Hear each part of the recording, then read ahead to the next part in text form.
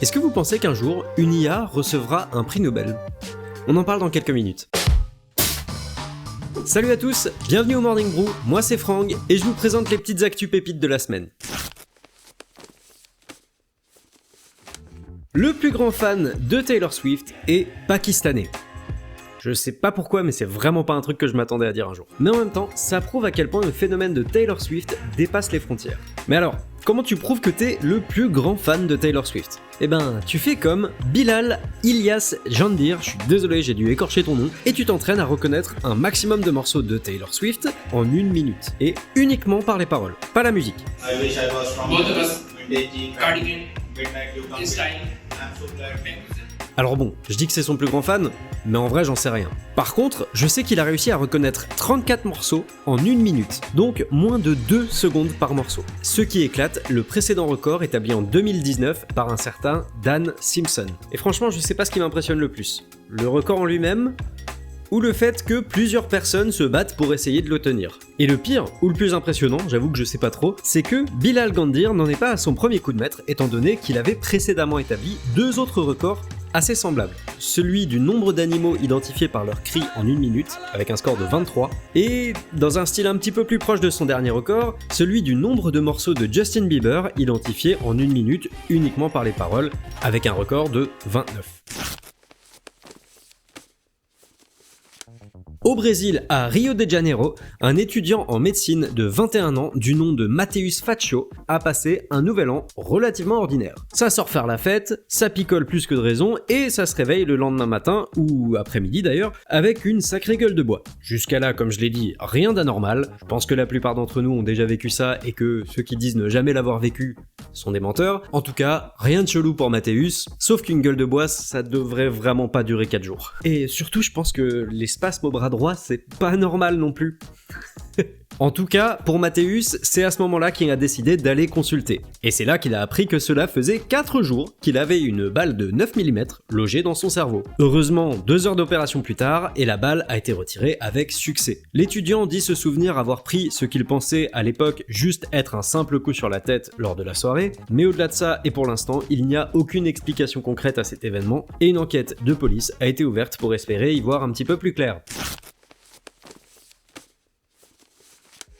À Braintree, dans le Massachusetts, un petit toutou du nom de Rupert s'est retrouvé coincé dans les eaux glacées de la Weymouth Fore River. Une situation quasiment à l'exact inverse de celle de Ruby et de son maître dont j'ai parlé dans la vidéo de la semaine dernière. Vous pouvez la checker ici si vous voulez. Heureusement pour Rupert, l'équipe de décontamination de Monstres et compagnie était là pour l'extraire de la situation périlleuse. Bon, plus sérieusement, les pompiers ont été appelés par son maître et une équipe s'est rendue sur les lieux pour procéder au sauvetage de l'animal qui, tout compte fait, avait l'air d'être assez pépouze. Dans un commentaire sur la page Facebook de la caserne de pompiers, un internaute donne un petit peu plus de contexte à la situation. La personne nous explique que les règles du comté sont très strictes contre la mise en danger d'humains durant les sauvetages animaliers, ce qui typiquement aurait prohibé les actions prises durant cette intervention. Par contre, rien n'empêche la caserne d'effectuer un exercice impromptu et, oh, quelle surprise, on tombe sur un animal en besoin de sauvetage. Rien de tout ça n'était prévu. L'intelligence artificielle. Jusqu'à là, ces termes étaient surtout associés au texte et aux images fixes. Mais ça y est, Google vient d'annoncer son projet Lumière, un générateur de vidéos capable, entre autres, de créer des vidéos à partir d'un texte ou d'une image. Alors, on est encore très loin de pouvoir générer une image 4K HD RTX Dolby Surround Atmos 18.5 OLED. Mais il faut se rappeler que cela ne fera qu'évoluer pour devenir de plus en plus performant et de plus en plus réaliste. Sérieusement, vous vous rappelez de toute la hype qu'il y avait autour de DALL-E Mini? C'était en été 2022 et ça nous sortait des images comme ça.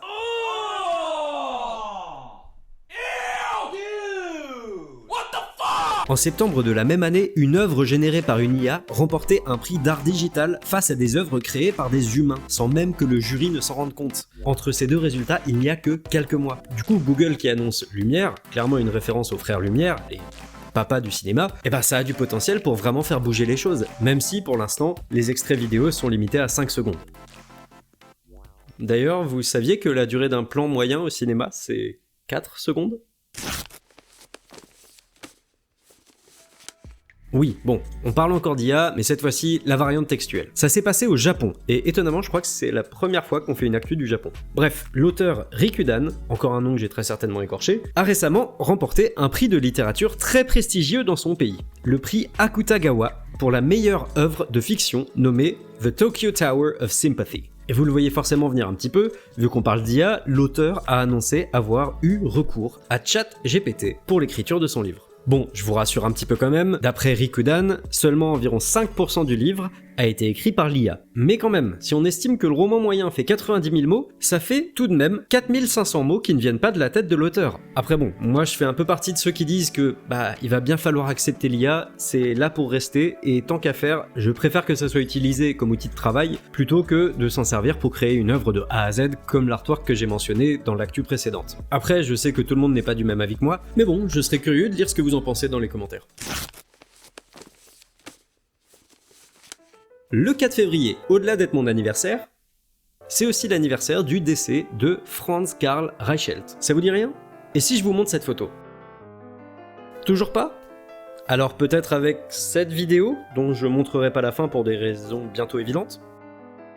Bon, là, si vous l'avez toujours pas, je vous explique. Franz Karl Reichelt, c'est le nom d'un tailleur autrichien naturalisé français qui a passé la fin de sa vie à tenter de créer une sorte de costume parachute en réaction aux nombreux accidents des débuts de l'aviation. Franz, qui a fini par se faire appeler François, étant donné qu'il a vécu à Paris de 1900 jusqu'à sa mort en 1912, était convaincu que son invention fonctionnerait. Ce qui est un petit peu étonnant quand on sait qu'il a tenté plusieurs fois de la tester avec des mannequins jetés depuis une dizaine de mètres de haut et que tous se sont juste écrasés violemment. Mais bon, quand on connaît la fin de l'histoire, on peut supposer qu'il se disait juste qu'il fallait un peu plus de hauteur pour que la tenue se déploie complètement et freine la chute de son utilisateur. Donc François, déterminé comme jamais, a demandé à la préfecture de police une autorisation pour tester son invention en jetant un mannequin depuis le premier étage de la tour Eiffel, 57 mètres au-dessus du sol. L'inventeur convoque donc la presse le 4 février 1912 au pied de la tour Eiffel pour assister au prochain test de son invention. François monte au premier étage avec sa tenue. L'heure de l'essai approche.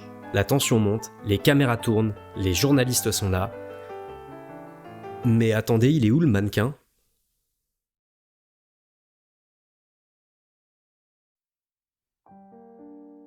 Vous l'aurez compris, depuis le début, François n'avait aucunement l'intention de jeter un mannequin. Déterminé à rentrer dans les livres d'histoire, l'inventeur, persuadé de l'efficacité de sa création, décida de se jeter lui-même dans le vide. Tristement, la chute n'a pas eu la fin espérée par l'inventeur, qui s'est écrasé au sol, le tuant sur le coup. Mais bon, quelque part on peut aussi dire qu'il a atteint son objectif et qu'il est entré dans l'histoire, étant donné que 110 ans plus tard, je suis ici en train de vous parler de lui.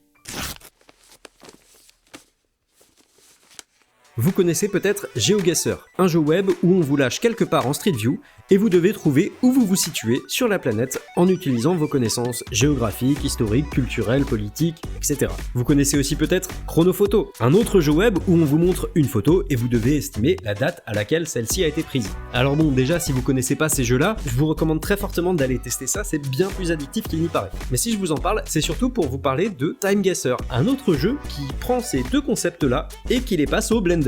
Avec une photo, vous devrez trouver la date et le lieu où celle-ci a été prise. Alors comme ça paraît pas simple, et franchement ça l'est pas, mais quand même, il faut saluer le travail derrière la sélection des images qui présente toujours une bonne quantité d'indices qui permettent au moins de se faire une bonne idée de ce qu'on est en train de regarder. En plus, il y a des dailies, donc un nouveau set de photos chaque jour, ce qui permet de faire un peu la compétition avec ses potes et de comparer ses scores. Bref, si tout ça, ça vous parle et ça vous fait envie, comme d'habitude, il y a les liens tout en haut dans la description. Et voilà, c'est tout pour ce Morning Brew, j'espère que ça vous a plu. Si c'est le cas, n'hésitez pas à me le faire savoir en laissant un pouce bleu, un commentaire, et pourquoi pas, si vraiment vous aimez le concept, vous abonner à la chaîne, et je vous dis à la semaine prochaine pour un nouveau Morning Brew.